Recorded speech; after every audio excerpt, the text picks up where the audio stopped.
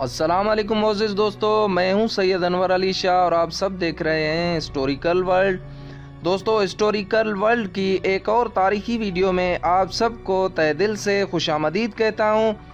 آج کی اس ویڈیو میں ہم ایک ایسی مشہور مسلمان ہستی کا ذکر کرنے والے ہیں جو بیک وقت شاعر، موسیقار، مصنف اور فلسفی تھے۔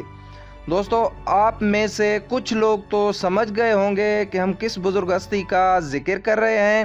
تو دوستو، اس بزرگ ہستی کے بارے میں مکمل جاننے کے لیے ہماری اس ویڈیو کو آخر تک دیکھیے۔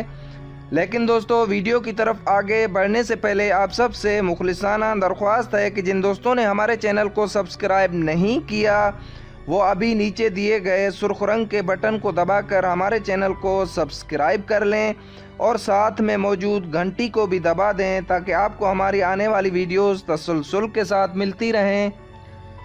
عزیز دوستو، امیر خسرو فارسی اور اردو کے صوفی، شاعر اور ماہر موسیقی ہونے کے ساتھ ساتھ مشہور مصنف اور فلسفی ہیں۔ آپ کا نام یمین الدولہ عرف امیر خسرو تھا، جبکہ ابو الحسن آپ کا لقب تھا۔ آپ کے والد امیر سیف الدین لاچین قوم کے ایک ترک سردار تھے جو منگولوں کے حملوں کے وقت ہندوستان آئے اور پٹیالی آگرہ میں سکونت اختیار کی، جبکہ آپ کی والدہ ہندوستانی تھی۔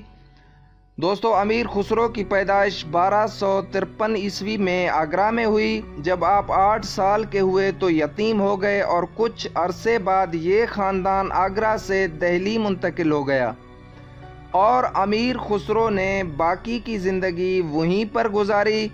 آپ نے سلطنت دہلی کے 8 بادشاہوں کا زمانہ دیکھا، جس میں خاندان غلامان، خلجی اور تغلق سلطنت کا دور شامل ہیں۔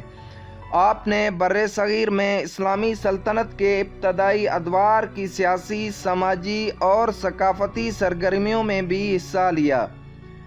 امیر خسرو حضرت نظام الدین اولیاء کے بڑے چہیتے مرید تھے، جبکہ امیر خسرو کو بھی اپنے مرشد سے انتہائی عقیدت تھی۔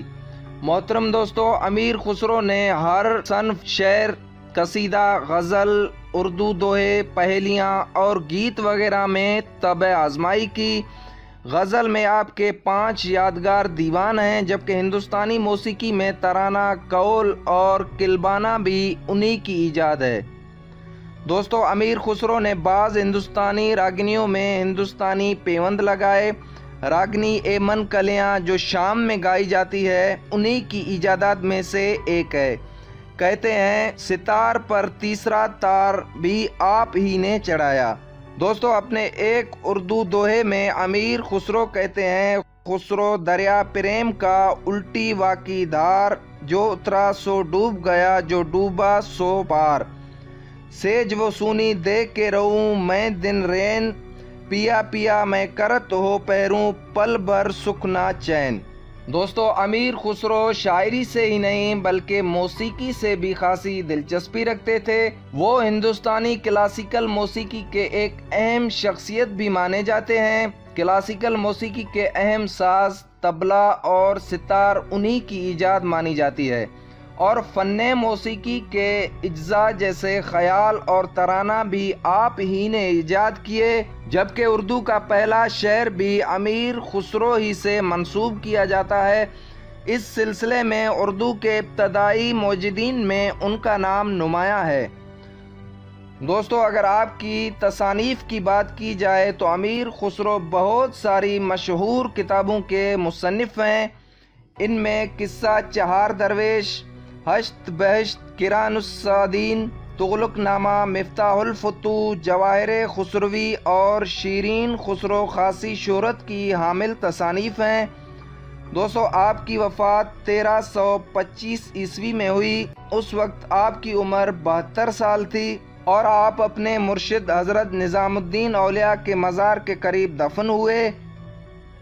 دوستو، یہ تھی ہماری آج کی تاریخی ویڈیو۔ آپ سب کو کیسی لگی نیچے کمنٹس میں اپنی رائے کا اظہار کریں، اور اچھی لگنے کی صورت میں لائک اور شیئر کرنا مت بھولیں۔ تو دوستو، نیک تمناؤں اور دعاؤں کے ساتھ لیتے ہیں آپ سب سے اجازت۔ ملتے ہیں کسی اور تاریخی ویڈیو میں۔ اللہ حافظ۔